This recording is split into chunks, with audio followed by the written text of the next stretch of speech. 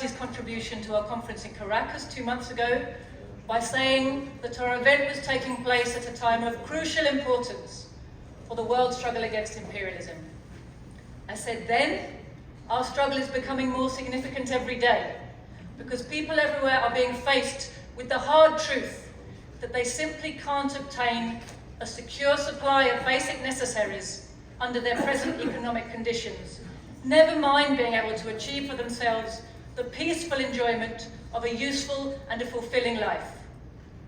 Well, what was true 2 months ago is even truer today. The contradictions of the global capitalist imperialist economic system are becoming deeper every day. The economic crisis is becoming ever more acute and problematical for the imperialist financiers, and as a result, their drive to war is becoming ever more desperate and urgent.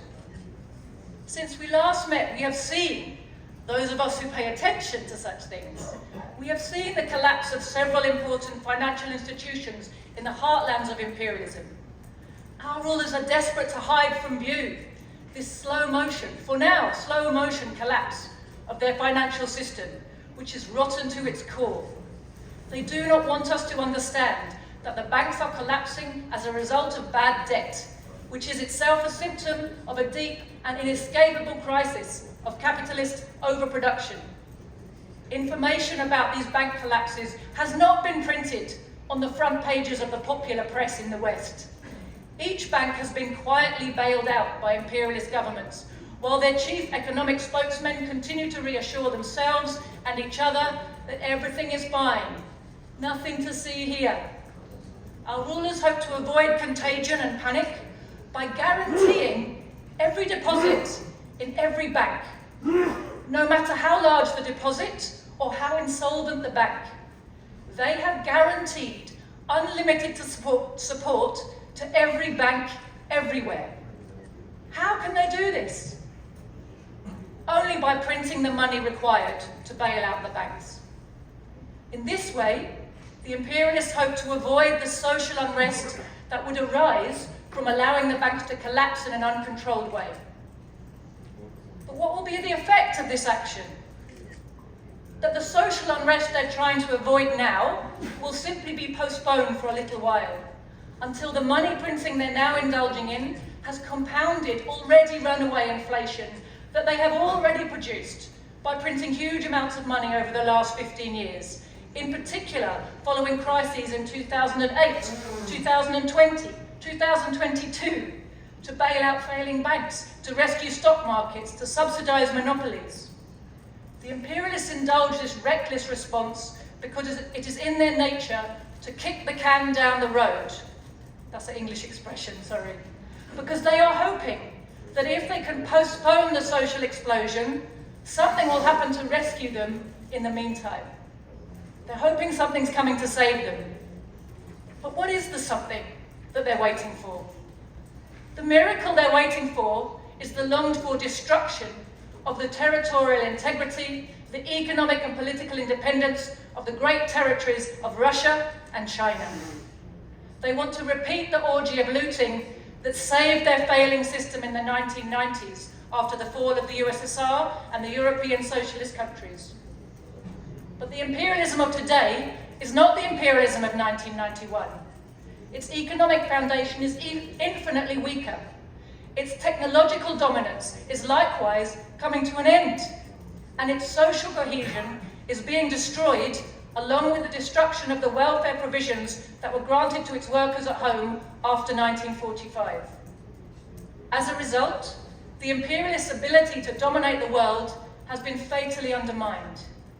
Today, the US-led NATO imperialist bloc faces a rapidly growing and increasingly united anti-imperialist counterweight, whose united forces the USA and its allies, even with all their financial and military resources, simply do not have the power to defeat.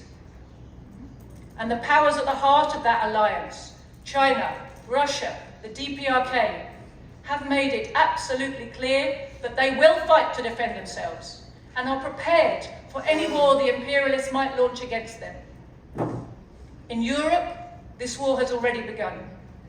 Comrades of the platform are united in describing Russia's special military operation as a just and defensive war for the Russian people and a war of liberation for the anti-fascist population of the Donbass and other resistance regions of what was once the Soviet Socialist Republic of Ukraine. We are united in opposing the imperialist propaganda and those who repeat this propaganda within the working class movement about Russian aggression and Russian imperialism. Such an analysis, instead of enlightening people, relies on the people's ignorance about the background and the context to the war and reinforces bourgeois lies. It is profoundly ahistorical and anti-materialist. We are likewise united in opposing the same imperialist propaganda and all those who repeat it in our movement about Chinese aggression and Chinese imperialism, or even about North Korean aggression and North Korean expansionism.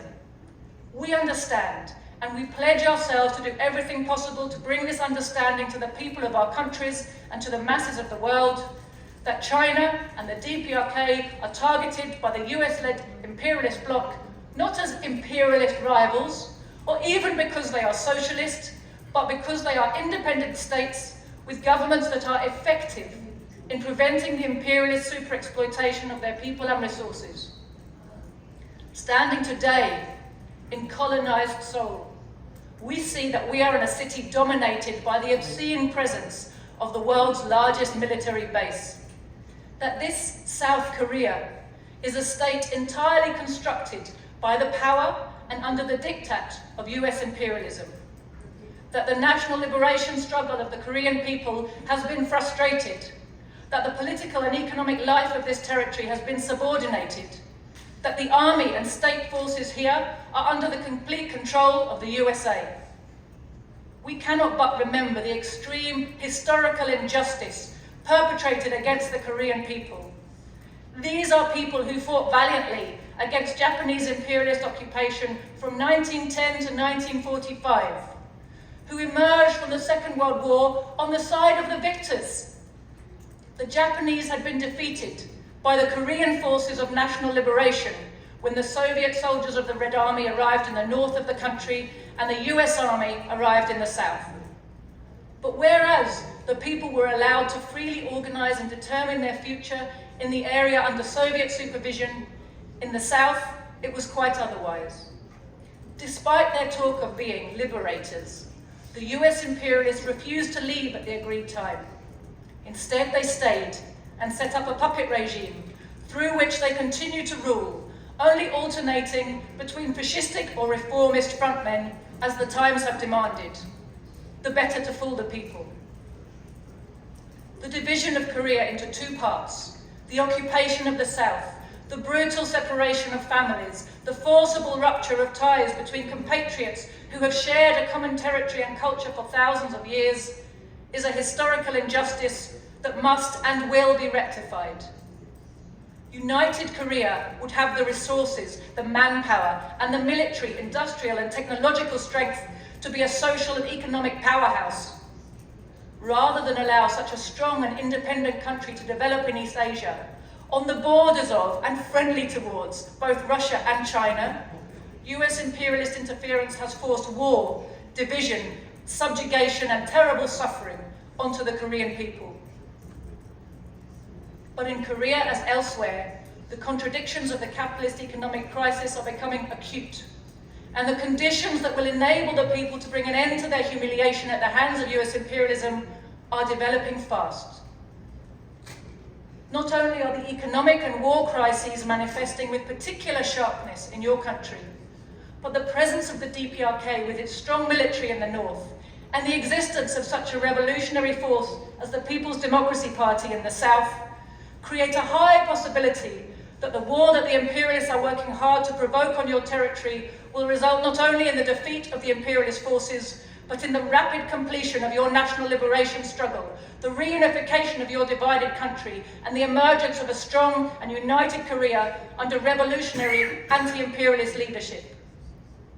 Comrades, with the war drive intensifying at an accelerating speed, communists and anti-imperialists everywhere must form the strongest possible union in order to ensure the sympathy and support of the masses for the wars of reunification and self-defense that are being forced onto China and the DPRK.